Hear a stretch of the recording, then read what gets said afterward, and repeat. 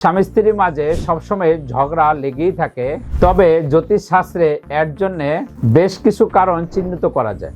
যেমন প্রথমত হলো সপ্তম ভাবের সমস্যা। সপ্তম ভাব হলো সরাসরি দাম্পত্য জীবন, বিবাহ এবং অংশীদারিত্বের স্থান। এই ভাবের অধিপতি দুর্বলতা বা পীড়ন কলহের প্রধান কারণ। এরপর হলো অশুভ গ্রহের অবস্থান।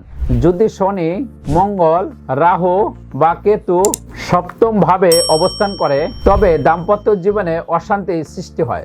এরপর হলো সপ্তমেশ দুর্বল হলে, সপ্তম ভাবের অধিপতি গ্রহ যদি নিঃস্ব, দুর্বল বা বক্রী হয় তাহলে সম্পর্ক ক্ষতিগ্রস্ত হয়। এরপর হলো মঙ্গল দোষ বা কুশ দোষ। এটি স্বামী স্ত্রীর ঝগড়ার অন্যতম কারণ। জন্মকুণ্ডলিতে মঙ্গল যদি প্রথম, চতুর্থ, সপ্তম, অষ্টম বা 12তম ঘরে অবস্থান করে তবে মঙ্গল দোষ হয়।